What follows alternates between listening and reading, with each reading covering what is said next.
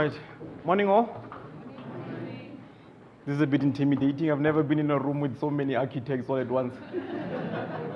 So hopefully you're not going to have my head. Right. As introduced, my name is Fulufhelo Mathobo. I'm a Deputy Director for 2 regions in the city, Regions 5 and Region 6 North. I also help with about half of Regions 3. I'm a town planner by qualification and registration with the city.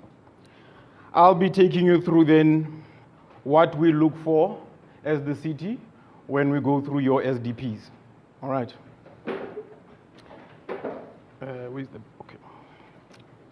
I'll start off with the definition as it currently exists within the Tshwane town planning scheme. So basically, everything that we do has to be in line with legislation. And one of the prevailing ones, obviously, that you need to conform to is our town planning scheme, the current one being the 2008, revised 2014, November.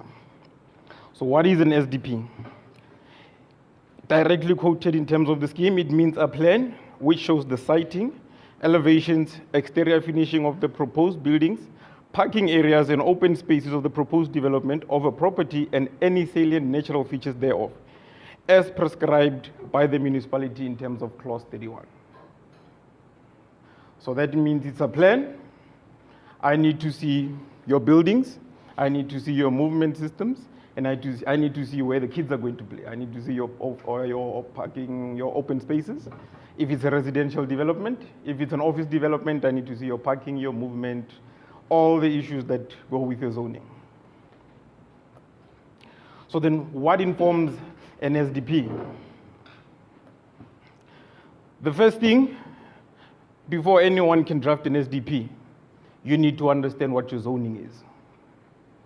And similar with us, first thing we look for when we open your SDP, we're going to look at your zoning.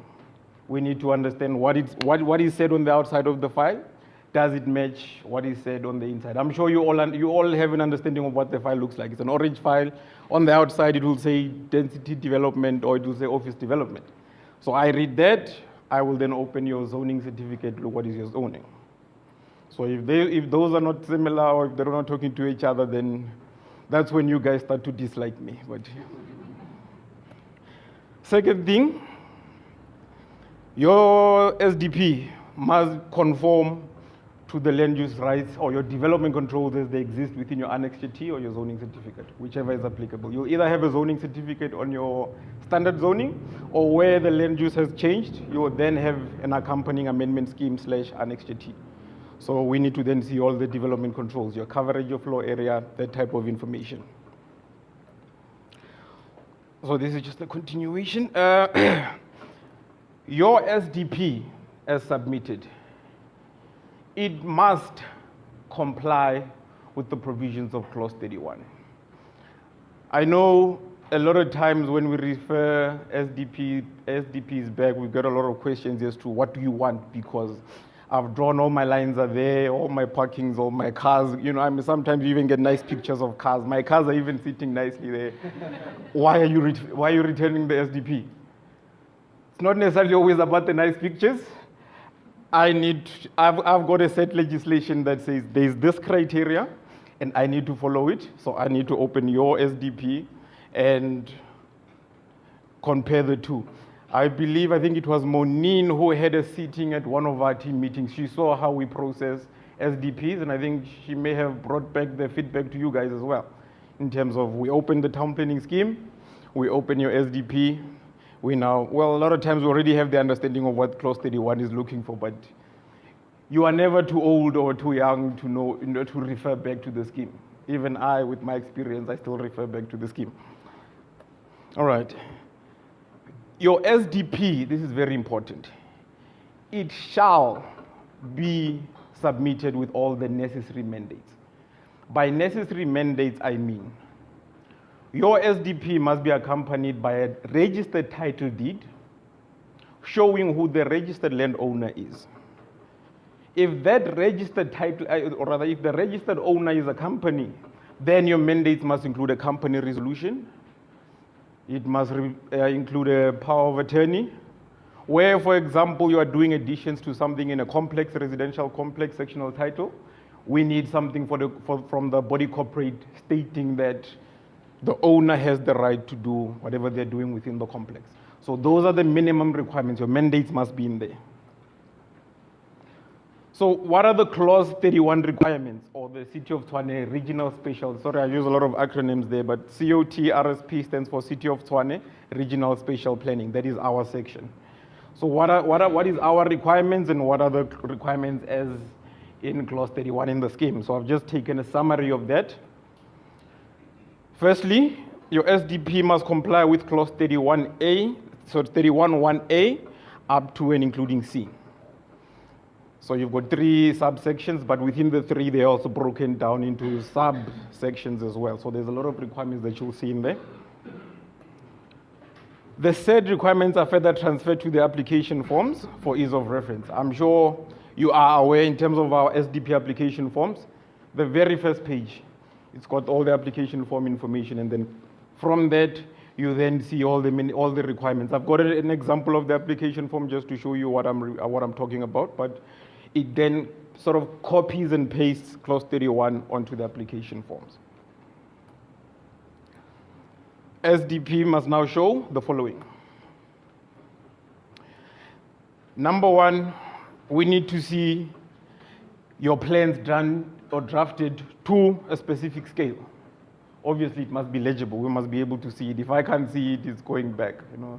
I've seen SDPs drawn by hand and then scale written, and we said, okay, what is this? What's going on? So, it must be drawn to scale, legible. Second one, we need to see the siting of your buildings. You need to see where they are sitting. That means now you need to consider your building lines, your coverage, all of that. We need to see how far they are from the street. One thing, I think I did not put it in here, there's one thing that we've always had with the building line, where if you look at the scheme clause 9, it has 2 scenarios with a building line and a garage/a carport. If you're going in direct from the street perpendicular, you need to site at least within 5 meters, minimum. If, for example, you are now going to put your garages or carport parallel to the street, then we'll allow you to relax down to about 1 meter or so that you can just come in, turn this way. So there's also those types of things that we look out for within the SDPs. I think just what I can advise is, before drafting an SDP, read clause 31, as well as read the first few clauses. That's clause 5, the definitions, and clause 9 on the building restrictions and building lines areas. Again, show your entrances and exits. I know sometimes these things are not necessarily looked at, but again, we look for it, we look at it. Because I don't know how many of you have seen where you've drawn an SDP you've submitted, and we've referred it back and say, go speak to the traffic engineers first before we can look at this.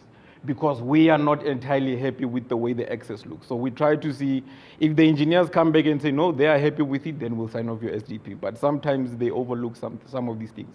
So we ask for a confirmation of that. So show your entrances and exits onto the main road. It depends sometimes on how busy your road is, and then it will affect your SDP accordingly going forward. Where necessary, you need to show lines of subdivisions. I know it sounds like nothing serious, but of late, with the city doing these sectional titles certificates, these lines have actually become very important. I don't know how many of you have had SDPs referred back, even after we've approved it, because the scheme team are saying, you need to show your line of subdivision because your annexure T wants that differentiation between the two, even maybe your coverages were not the same. So you need to show the line so that we can see on this earth it was this much coverage, on that earth it was that much coverage. Okay. We need to see your building locations, your parking locations, your pedestrian movement. I think you'll note in terms of our recent policies and that the city has approved, we have the CITP, that's a comprehensive integrated transport plan. That speaks of public spaces, the movement, public transit-oriented development. So we're looking at having a BRT running past your property or things like that. you need to have that interface between the public environment and your development. So show where the movement is and that type of information. We want to see that. Building lines, building restrictions, areas, servitudes, etc. I mean, I think that goes without saying. That is standard. We need to see it. If you're drawing your plan, you need to show. Obviously, we will pick it up because we read the title deeds. If we pick up a servitude in the title deed and we don't see it on the plan, we refer the plan back to have that information shown on the SDP and or building plans.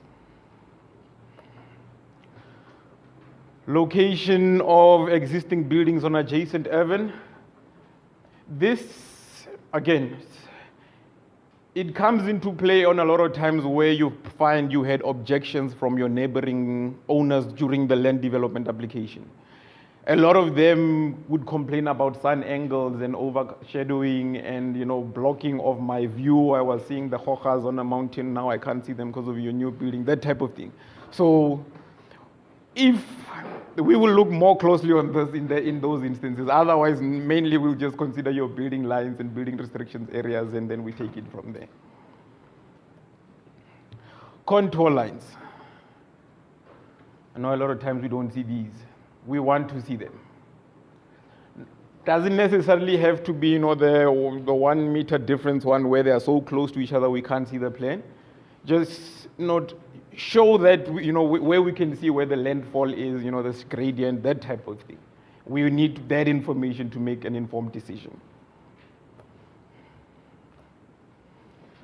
Grouping of dwellings, again, it goes with your sun angles and that, your movement between the dwellings and that type of thing. So we need to see where the logic is with, with the grouping of your buildings, not just your dwelling houses, but it's your office blocks, your, whatever you are designing.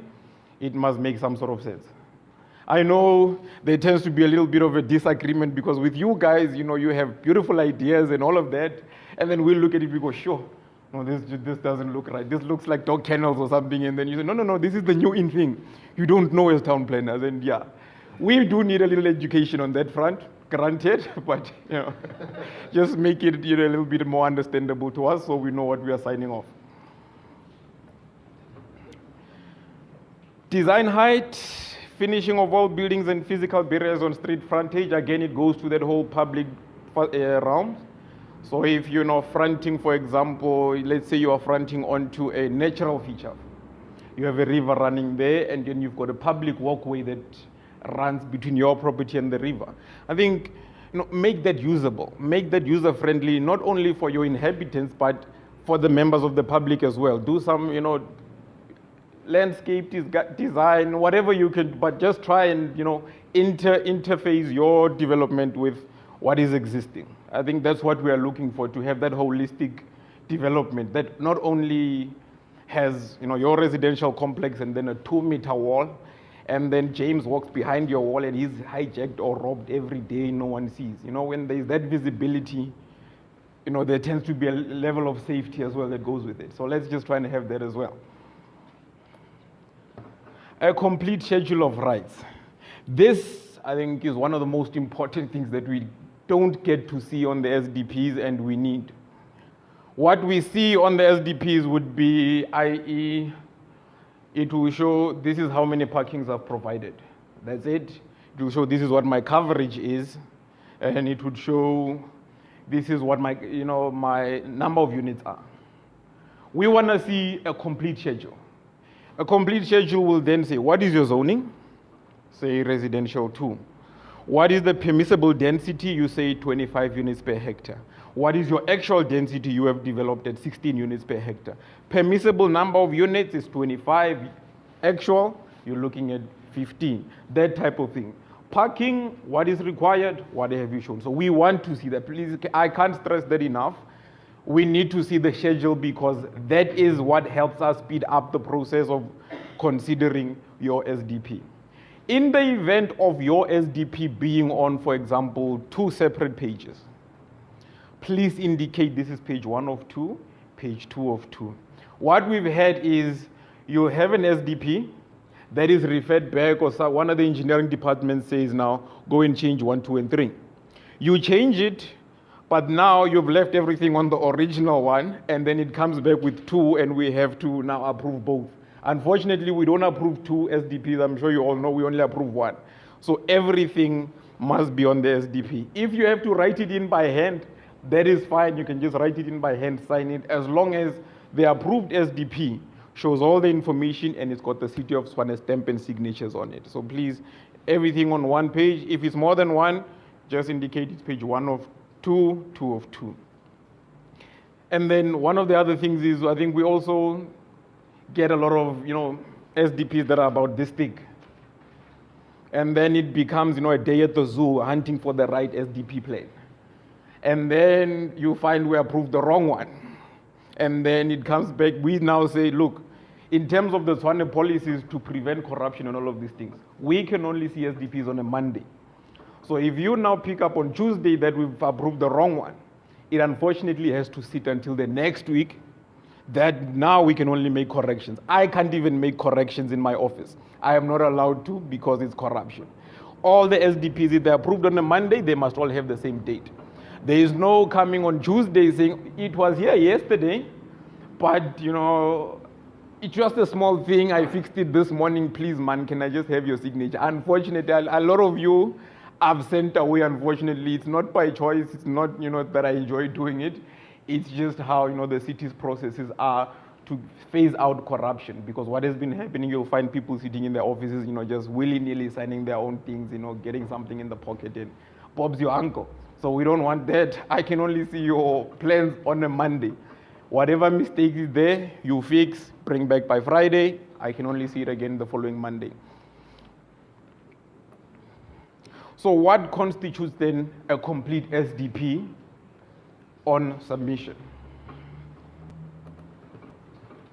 Number one, I want to see the City of Tshwane application forms. That is now that front application form with whatever other submission documents that you fill in. But the main important one for us as RSP is the application form. And please ensure you use the latest one. There is a new one that has now been in circulation. It's been working since the 1st of March. I'm sure you are all, I'll show you what it looks like just now. I'm sure, but for everything that's already in the system, we're going to continue with the form as already submitted. Don't worry about that one. It's just anything new that you are submitting has to be in terms of that form. So, application forms, mandates, number one. Then make sure you have your latest and correct zoning information. By correct zoning information, I mean your client may have a residential 1 zoning and then applied for a crash and gotten the crash approved. If that crash is not linked onto your zoning certificate, then I will not accept it. So what is linked? Linked means they applied, the rights are in place, they've paid all the bulk contributions that need to be paid. That is now, the scheme team will then say everything is 100%. They will then link it. The system automatically show on your zoning certificate, there is a section, I'll show you again as we go. There is a section that will say consent, it will then list a specific number, attached document, then the annexure T will follow there. So if, for example, you have a property where land rights were changed, make sure you have the latest zoning information. Obviously, you'll notice clause 31 appears a lot because I'm trying to drive it in, trying to emphasize clause 31 because that's almost like the Holy Bible when it comes to SDPs. So this is now an example of what is an application form. This is the latest one. You'll notice there, okay, the mouse is not working. There, it's got the revision date. It says 19 February 2018. Revision number 1. So that is the latest application form that you'll find. Just make sure, I believe PIA has it on their website if I'm not mistaken. Okay. Okay, there we go. So that is the latest SDP application form. How the form looks, that is now just the basic information. And then documents required, that's now the checklist as you can see. You need to make your payment. Application for approval of SDP, that's what we're looking for. Do you have your power of attorney? Do you have a locality plan, a zoning? Do you have your title deed? And it says there, I don't know if you can see, registered title deed. That's now, you need to tick there, yes or no, because you are applying. You must let me know. And then I will confirm. Then I'll say you are either, throwing one over me or, yeah, that's the truth. You have the information. Second page, that information on the plan. So the first stuff is all there, mandates and stuff. Second page, this is now your SDP. Requirements of clause 31, that's now 31(1)(a) all the way to C, just on the application form.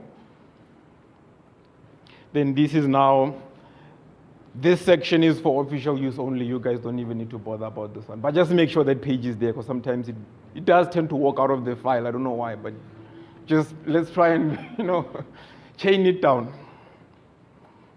Same thing here. This is now official use. We sign whether it is in order or not in order, and then that type of thing. But mainly, if it's not in order, we don't sign here. We will sign on the file and write the notes as to what is wrong. Send the file back. When it's approved, then we will step there and sign. I'm sure you're all familiar with how it looks when it's done. That's just another page to the application forms. Okay. Application forms and documents, continuing. This is now me just going straight into what is required. We want registered title deed, not a draft title deed or a concept title deed. So if the property is under transfer, what option do you have? Your option is you provide the current title deed with a power of attorney from the current owner. If it's already been transferred and registered, then we want the new title deed.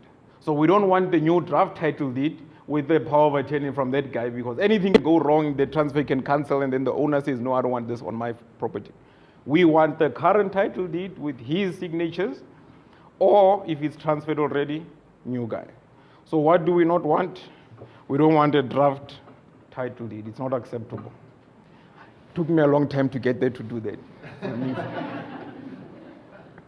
I hope you get the hard work that went into that. Okay. So then what follows your title deed? It's your mandate. Again, it's your company resolution, trust resolution where applicable. What follows all of that? Again, where there's sectional title, we need the homeowners. If there's no body corporate, I haven't seen one yet where there's no body corporate, but if there's no body corporate, then it means you need to go around the complex. Every single owner must sign and say they are okay. It's unfortunate but true, because you can build an extension in the complex and that guy says, but I don't like this. I bought this into this complex, and that type of thing. So make sure homeowners, body corporate, they sign. Power of attorney. A fully completed power of attorney shall have the information as found in the template COT F22. Okay. If you look at the City of Tshwane Land Use Management Bylaw 2016, right at the back, we have a section called forms. And there is all basically templates of the forms that the city uses. So if, for example, you want an example of, I heard the lady asking about public participation. If you want an example of a newspaper advert, you'll find one there. If you want an example of a notice to the neighbors, you'll find one there. Example of a power of attorney, you'll find one there. Sorry? Wait, okay. City of Tshwane Land Use Management Bylaw. Approved March 2016, 2nd March 2016. I think you can find it off the internet or the government printing works. You can get a copy there. Right at the back, forms section, you'll find examples of forms if you don't have forms for yourself. Yes? Sorry, what format is that? PDF? No. Obviously, the document is a PDF. So you know. Well, these days with PDF, you can edit it digitally anyway.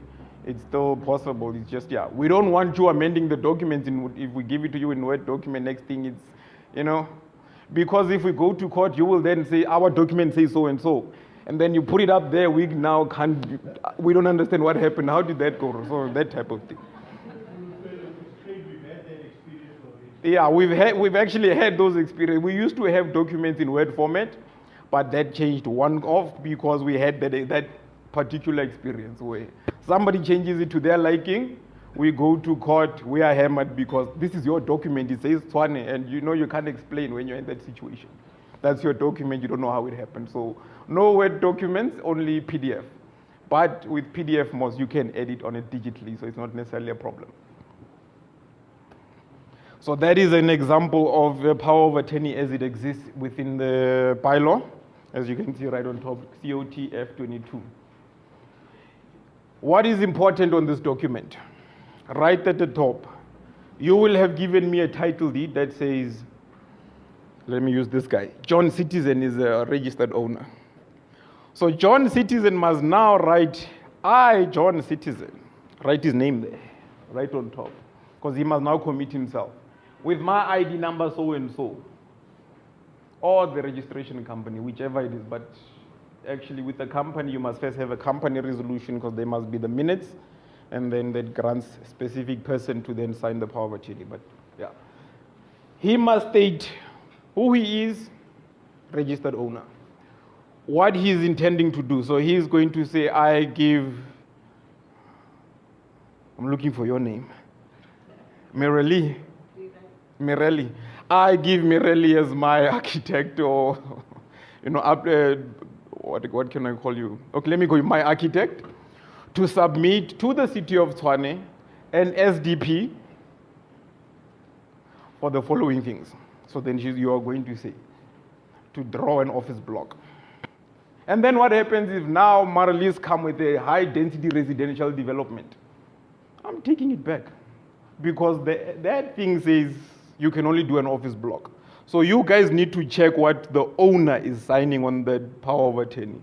It must say residential development and SDP for this type of use. Then it must then go and tell me where it was signed, when it was signed, and I need 2 witnesses. Please.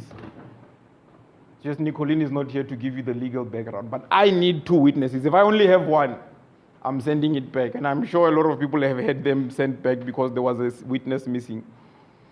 You can take it back, sign XO, I don't have a problem. But as long as those 2 are, signed, for me, I'm happy.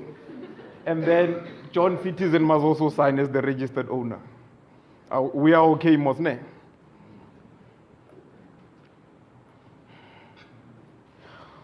So where it is necessary for municipal permission in terms of Schedule 25, okay. In terms of Schedule 25, you now submit your building plan, but now you find, because of the siting of your buildings, you are now traversing the building line. I'm not going to sign off on your building plan, even if everything is 100%. Why? Because you must first have the permission in terms of Schedule 25. You're all aware of Schedule 25 in the town planning scheme. So you will now need to apply for a building line relaxation in terms of Clause 9. Schedule 25 procedure. Building control will give you the application forms. I'm not sure if they have presented yet, but hopefully they are going to present and show you the types of application forms. They will give you that. You fill it in. So applicant must fully complete the additional application forms. Fill that in. Building control must make a recommendation before it comes to me. See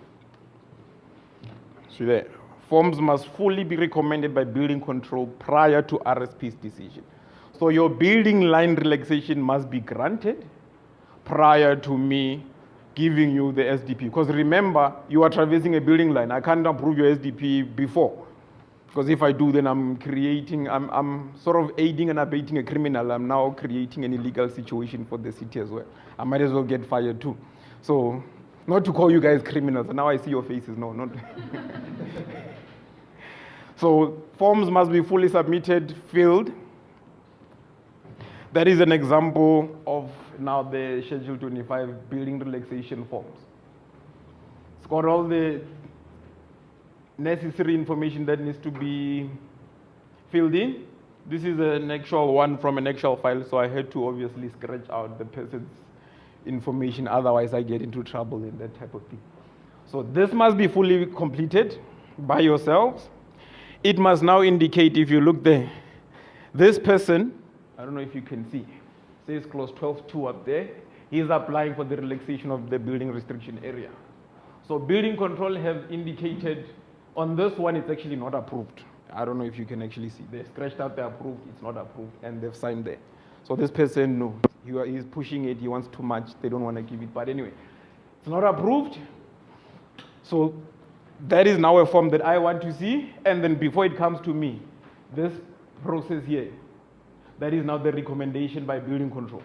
They must either say approved or not approved, sign it. They're actually supposed to stamp it as well, but I don't know, I think they don't have stamps or something. They just usually sign, which we tend to accept. They must sign it, date it. Only when this form comes to me like this, will I look at your SDP. By I, obviously, City of Tshwane, RSP, not me, because now you'll think I'm the one who's being difficult, but yeah. Zoning information. Obviously, all SDPs must be accompanied by, as I indicated initially, zoning certificate or an amendment scheme / annexure T where applicable. And that amendment scheme / annexure T must be promulgated. Can't just be a draft amendment scheme or annexure T. It must be an approved, promulgated land development. So I've even indicated where land use changes occurred, the new zoning must first be linked, as discussed previously. Make sure it is linked. If you are not sure, speak to the owner or your client or the town planner who may have submitted that application. Confirm from them, is this zoning linked? But you would also be able to see, if you pull a zoning certificate, right at the bottom, I have an example of a zoning certificate. I'll show you where it shows you if it's linked or not. So there's the example of a zoning certificate. So this is now something zoned special. The land was rezoned from whatever it was to special. As you can see, your land use rights, it says refer to the annexure T. So that means you must have an annexure T as part of your submission that shows what is your land uses approved, what is your development controls. You've got, i.e. your coverage, it says look at the annexure T. And then when you come to attached documents, you see there's something written there. Say Schedule 1, I don't know if you can see, it's a bit blurry. So your zoning certificate that has amended zoning information, it will have something, either something written there under attached document or a specific number written here. So then when you have that, they will also give you a copy of this. That is now your annexure T or your amendment scheme. See on top there it says annexure T 829. Those numbers will match what you see here. Where it says T, this is 829 PDF. So on the next one, it says annexure T 829. So you know that is your zoning information linked to your zoning, and it's promulgated, so it's linked. It came with your zoning certificate. The rest is all the normal stuff, coverage, floor area, you all know it. It will also have linked to it a scheme map, looks something like this. It will be showing what now your new zoning is and where the property boundary or demarcation is. Okay. So now when you are drafting a site development plan or your land use landscape development plan, I think you saw when I started the presentation, the very first page said site development plan and landscape development plan. Usually your zoning will say an SDP and landscape development plan where required shall be submitted and blah, blah, going forward. So you would have drafted your SDP where necessary, you do your landscape plan, open space department will then look at it, confirm if it's okay or not. It must be done in terms of clause 31. Again, no broken record repeating, but it's very important. Clause 31. It must be clear and legible, so it must be to scale. All recreation areas, parking spaces, maneuvering areas must be indicated on the plan. Your parking must be numbered. Why? We unfortunately can't sit and go 1, 2, 3, 4, 5, 6, 7. Okay, this block has got 10 parking. And then now go back to your schedule. Oh my word, he doesn't have the now the share. Okay, let me look at, no. Make it simple, because the simpler it is, the quicker it's done, and the quicker you get your plan back. So make sure your parking bays are numbered and also indicated on the schedule. Again, full schedule of rights indicating your zoning information, permissible and actual development controls. So, okay, looked clearer on my PC. Now on the screen it's not as. This is basically sort of like an example of what an SDP would look like, minus the rest of these notes, obviously. It depends on what you're putting in. But up here, you've got your schedule of rights. That's showing me now your actual and your permissibles. It's showing your open spaces, your location of your dwelling, your movement within, and your interface with the public street. So we need a clear, legible, but I think most of you guys already do that. It's only those ones who drop by hand that make it very difficult to identify features, but most of you guys are already okay. No problems there. So as the city, I've told you all of these things that you're looking for and that you must conform to. What do we do now when we sit with your SDP in front of us? First thing, we want to see your submission documents.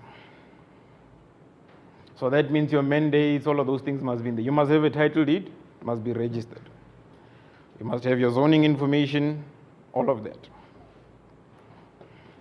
Secondly, we now go into the zoning and your SDP. We now look at your SDP. So if you did not meet the first one, why must I waste his time by looking at that guy's SDP if it's incomplete? We refer it back, put it to the side, we look at the next one. Because on average, depending on the teams, we look at plus minus 20 SDPs in a day or on a Monday. That sees us sitting from 9 o'clock to around about 12:1. So we can't do anything else. We're just looking at SDPs every Monday between 9 and 12, 9 and 1. So you can imagine the amount of strain that you are taking, and you are finding ones that are incomplete. So to be fair to everyone, we make sure it's complete. If it's complete, then we look at the merits. Thirdly, we now need to see that the evaluation forms. Okay. I think I need to just sidetrack a bit. When we evaluate your SDPs, we put an evaluation form. I'll show you an example of that. And then we would have said, okay, there's this and that missing. Put it on the file, we send the file back. We find that when it comes back, that evaluation form has played a Houdini on us. It's gone. No one knows where it is. If we ask, someone will say, no, I'm just a runner. I don't know. I never even saw it. So please, if you see an evaluation form, don't remove it. We're begging. We've now even resorted to saying, okay, let's not put it in. We just take it, keep it in our office. When we're ready to do the final evaluation, then we put it on. But it makes it a bit complicated for us. So please, if we put an evaluation form, please don't remove it. It's not a mistake. It's there because it's what we've looked at. You'll see there's notes and writing on it. It's what we've looked at and what will help us when it comes back, so we don't look at everything afresh. We know we've gotten to this stage, so this is now we just look at the things that were amended and we finalize. So please, when you see an evaluation form, it was not put in there by mistake, please don't remove it. Thank you.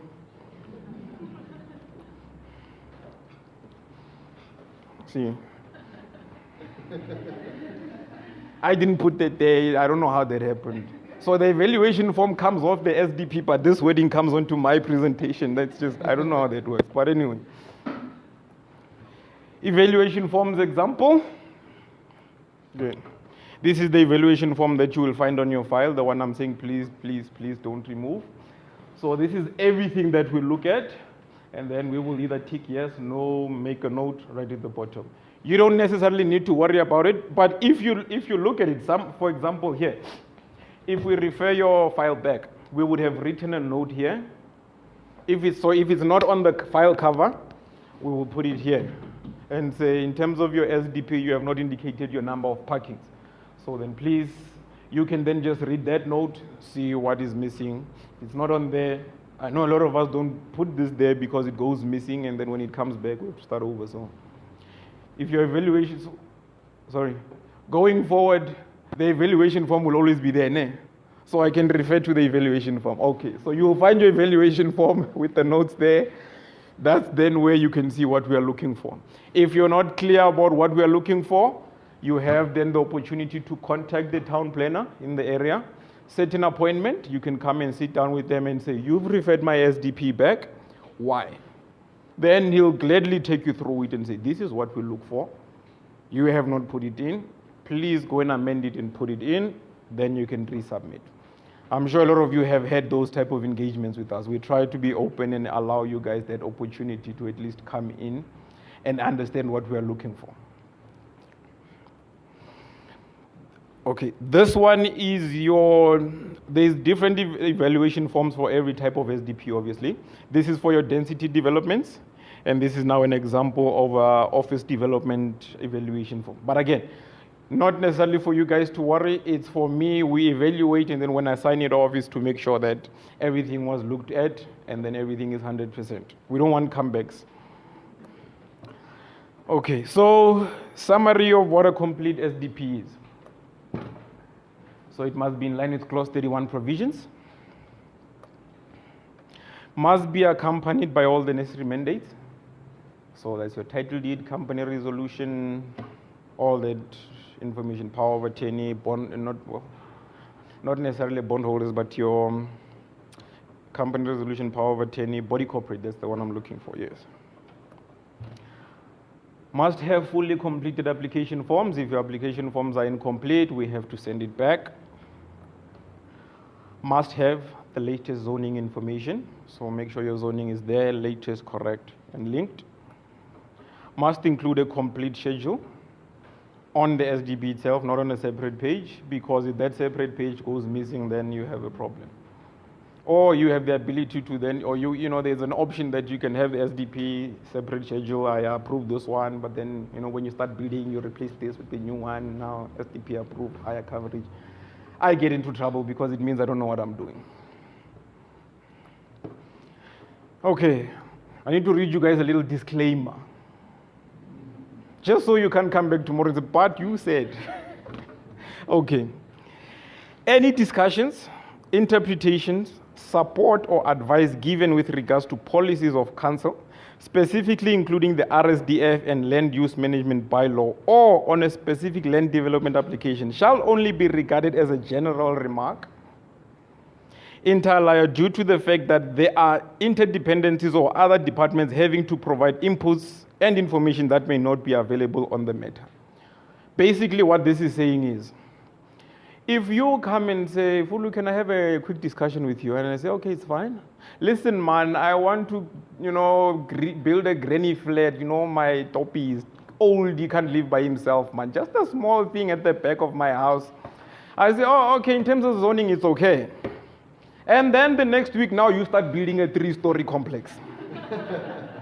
You say, but no, he said it's okay, I spoke to him.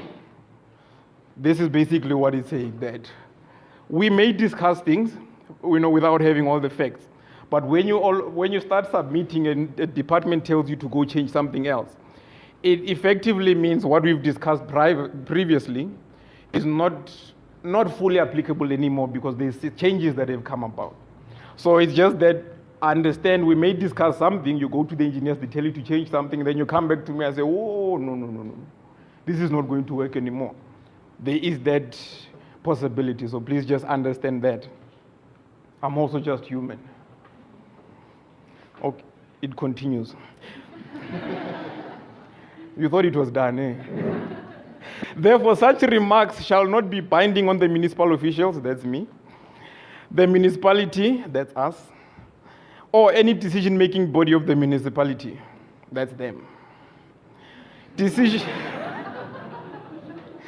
Decisions on the interpretation of the policies, frameworks, and legislation, and the consideration of land development applications remain within the sole preserve of the decision-making bodies of the municipality and shall be dealt with at the time on the merits of the matter before it. I'm sure it comes back to what I've just said. We discuss, you come back, we change let's not fight. We want to be, family, architects, town planners, we work very closely together. Thank you. That's all I had for you today.